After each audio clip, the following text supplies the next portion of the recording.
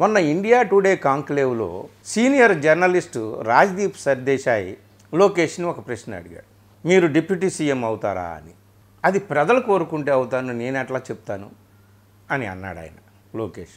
దీన్ని తప్పుపట్టి కొందరు సీనియర్ జర్నలిస్టులు, తలపడినటువంటి రాజకీయ విశ్లేషకులు ఇది చాలా తప్పు కదా, ఇది ఎలా అవుతుంది, ప్రజలు కోరుకోవడం ఏంటి, ప్రజలు కోరుకుంటే అవుతారా, ప్రజలు ఎన్నుకుంటారా డిప్యూటీ సీఎంని, అది చీఫ్ మినిస్టర్ నిర్ణయించుకోవాల్సినటువంటి వ్యవహారం కదా, అది మంత్రివర్గం తీసుకోవాల్సినటువంటి వ్యవహారం కదా, ఇంత తెలుగు తక్కువగా ఆయన మాట్లాడితే ఆ రాజ్దీప్ సర్దేశాయ్ అంత సీనియర్ జర్నలిస్టు ఆయన ఇంత అడగలేదు, ఇది కాన్స్టిట్యూషన్లో ఉందా, ప్రజలు ఎన్నుకుంటారా డిప్యూటీ సీఎంని అని ఈ విధమైనటువంటి కొన్ని అసలు అయ్యే అధికారం హక్కు ఆయనకు ఉందా లేదా అనేటటువంటిది అక్కడ పక్కన పెడతాం. ఇప్పుడు ఈ ప్రశ్న ప్రజలు కావాలంటే నేను అవుతానని అన్నాడు ఆయన.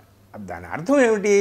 ప్రజలు వచ్చి మళ్ళీ డిప్యూటీ సీఎంకి ఎలక్షన్ పెట్టి ఓట్లేస్తారని ఆ మాత్రం తెలియదా అతనికి? ఇప్పుడు ఒక ముఖ్యమంత్రి ఉంటాడు, ముఖ్యమంత్రిని ప్రజలు ఎన్నుకుంటారా? ఎమ్మెల్యేలను మాత్రమే ప్రజలు ఎన్నుకుంటారు. అధికంగా సీట్లు గెలిచినటువంటి పార్టీ ఎమ్మెల్యేలు అందరూ కలిసి తమ నాయకుడిని ఎన్నుకుంటారు, ఆ నాయకుడు సీఎం అవుతాడు. వాళ్ళందరే మళ్ళీ కలిసి మంత్రివర్గ సభ్యులతో సహా సీఎం అందరూ కలిసి ఒక ఉప ముఖ్యమంత్రి ఉండాలా, 2 ఉండాలా, 3 ఉండాలా, 5 ఉండాలా, వాళ్ళు నిర్ణయం చేసుకుంటారు ఎంతమంది డిప్యూటీ సీఎంలు ఉండాలనేది. డిప్యూటీ సీఎంలు ఎంతమంది అయినా ఉండొచ్చు. ఏ కాన్స్టిట్యూషన్లోనూ చెప్పలేదు డిప్యూటీ సీఎం ఒక్కడే ఉండాలని చెప్పి. కానీ తెలుగుదేశము, బీజేపీ అలాగే జనసేన 3 పార్టీలు కలిసి ఏమన్నా ఒక ఒప్పంద పత్రాన్ని రాసుకున్నారా?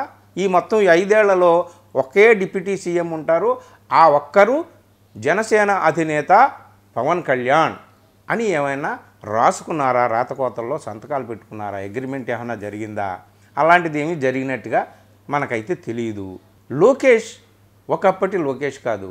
పాదయాత్ర చేసి ఎన్నికల ప్రచారానికి ముందే 1000 కిలోమీటర్ల పాదయాత్ర చేసి తన స్టామినా ఏంటో నిరూపించుకొని అనేక సభల్లో బ్రహ్మాండంగా మాట్లాడుతూ ఒక గొప్ప కార్యకర్తగా, నాయకుడిగా తన వెనక అనేక వర్గాలను సమీకరించుకుంటూ ముందుకు కదిలినటువంటి రాజకీయ పరిణతి కలిగిన యువ నేతగా ఎదిగాడు.